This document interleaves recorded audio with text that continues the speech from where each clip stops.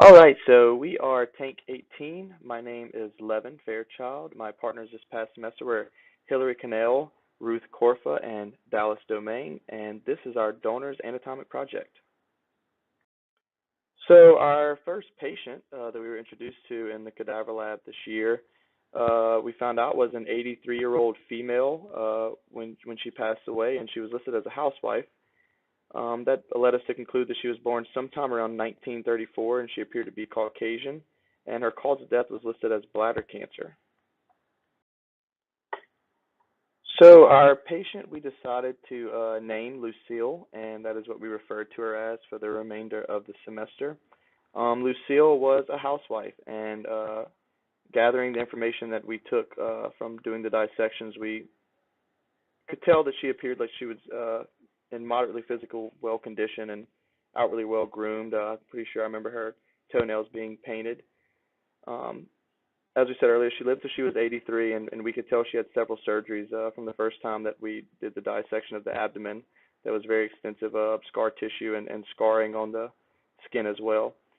We did not appear to see any genetic anatomic variations other than the surgery contributions and the scarring that was there.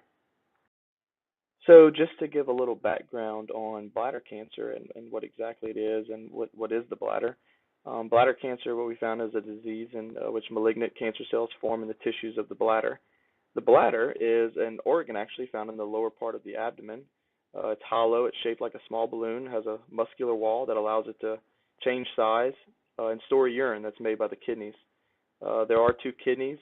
Our patient Lucille did have two kidneys, one on each side of the backbone above the waist. Tiny tubules in the kidneys filter and clean the blood, and they take it out and make urine, and the urine then passes through a tube called a ureter into the bladder where it's stored until it's ready to be passed through the urethra uh, and leave the body. So just kind of building on bladder cancer, what we discovered when we did a little research and a little background, that there's multiple types of bladder cancer, and usually what you find is all of them begin in the lining of the bladder, and they're named based on the type of cells that become malignant, and malignancy is what they call cancer that's spreading. So the different types we found were one's known as transitional cell carcinoma, which is where the cancer actually starts in the innermost tissue of the bladder. These are the cells that actually do the stretching and the shrinking when the bladder is full or empty.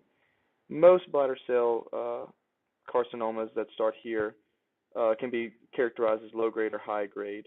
Low grade are usually ones that come back, but rarely do you see them spread. The high grade, on the other hand, are ones that come back, and typically we see spread into muscle layers of the bladder or to other parts of the body and lymph nodes. What we usually found is that all deaths from bladder cancer usually are due to this high grade transitional cell carcinoma. There's also what they call squamous cell carcinoma, which is cancer that begins in the squamous cells, which are thin, flat cells of the bladder lining.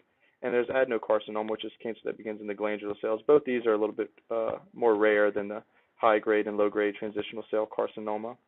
Interestingly enough, what we found out is that when you reach what they call stage 4 bladder cancer, there's two types of stage 4. In stage 4A, it's bladder cancer spreading to the walls of the abdomen or the pelvis, and typically it'll spread to the lymph nodes near the common iliac arteries. In stage 4B, this is the cancer that usually spreads to other parts of the body, such as the lung, bone, or liver.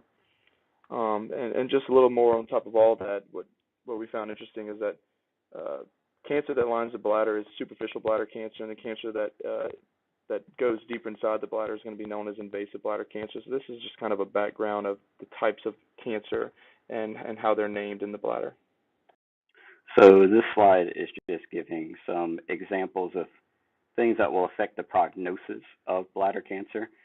And these are going to be such things as how far the tumor or cancer has progressed, so the size of it, how many there are, where has it spread to, and also the patient themselves, such as their age, their general health, their immune system, how well they can even stop the cancer or try to confine it to a certain area.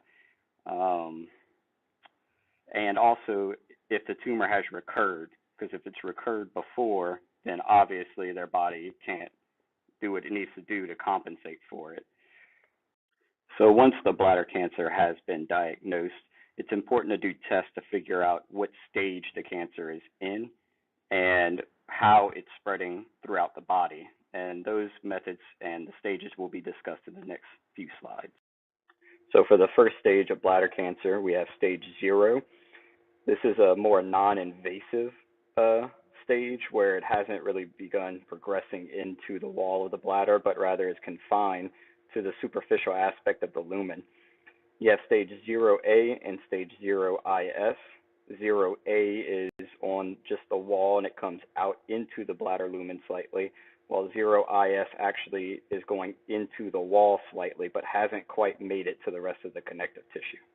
The next stage is stage 1 bladder cancer, and as you can see in this one, the cancer has actually grown significantly, and rather than being confined to the superficial aspect of the bladder, it's starting to invade the connective tissue underneath the epithelium.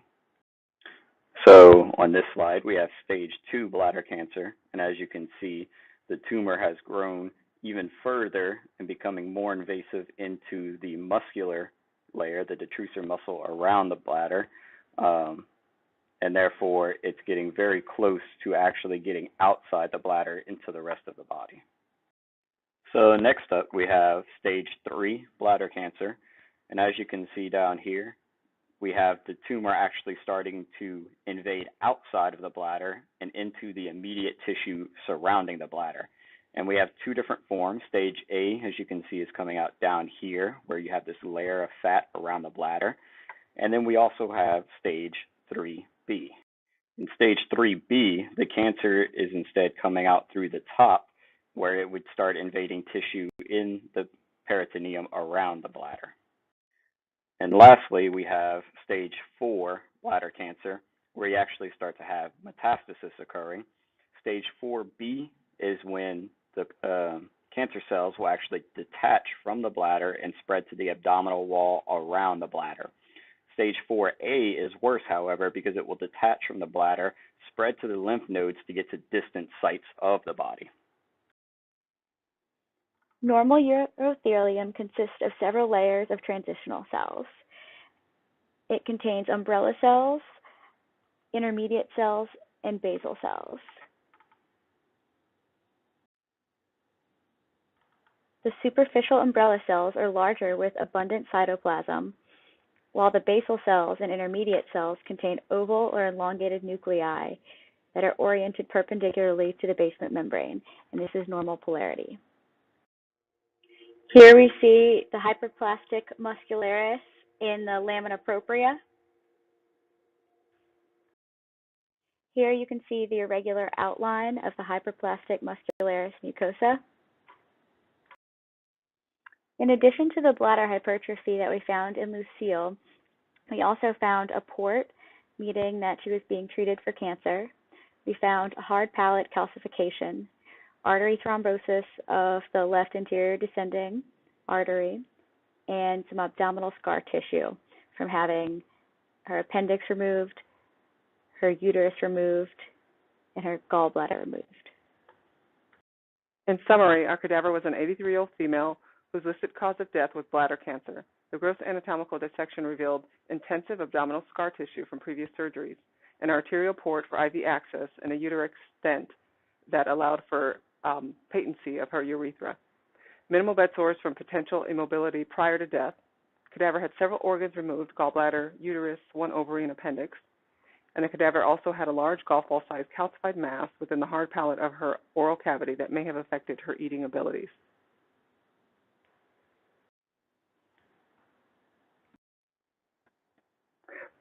Our cadaver's diagnosis was bladder cancer, and the reported cause of death was the bladder cancer. The histological slides confirmed hypertrophy of the smooth muscle wall of the bladder.